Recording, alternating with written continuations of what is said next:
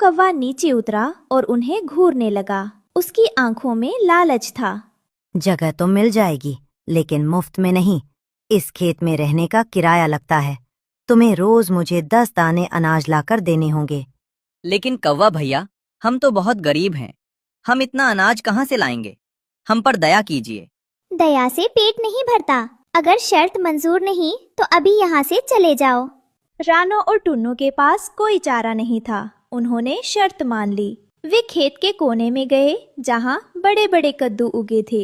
एक कद्दू थोड़ा टूटा हुआ और खोखला था। टुन्नू जी, आप बिल्कुल भी फिक्र ना करें। जब हमारे पास कुछ नहीं होता तो हमें उसी में से रास्ता बनाना पड़ता है।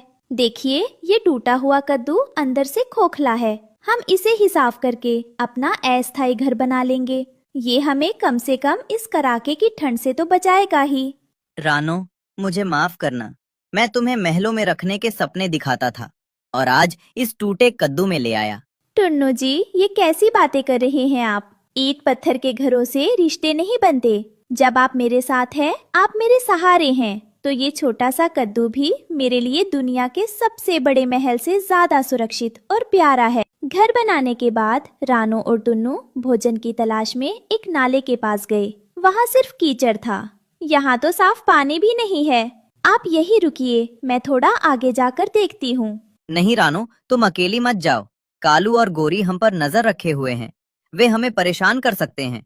शाम हो गई थी। वे दोनों उदास होकर एक पुराने बरगद के पेड़ पर बैठे उल्लू बाबा के पास गए। उल्लू बाबा सब देख रहे थे। बच्चों, तुम दोनों ने गलत जगह चुन ली है। कल सुबह किसान इस खेत में पानी छोड़ने वाला है। पूरा खेत डूब जाएगा। क्या बाबा, हमारा घर तो जमीन पर उस कद्दू के अंदर है। अगर पानी आया तो हम डूब जाएंगे। संकट बड़ा है बेटी, लेकिन अगर बुद्धि का इस्तेमाल करोगी तो वही संकट तुम्हारी रक्षा करेगा। रात हो गई थी। रानो और टुन्नू उस कद्दू के अंदर बैठे थे। टुन्नू डर के मारे कांप रहा था। रानो, सुबह होते ही हमें उड़ना होगा। हम यहाँ नहीं रह सकते। हमारे पास उड़ने की ताकत नहीं बची है टुन्नू जी। हमें इसी कद्दू को अपनी नाव बनाना होगा। आप बस मेरा साथ दीजिएगा। सुबह होते ही किसान ने ट्यूबवेल चला दिया।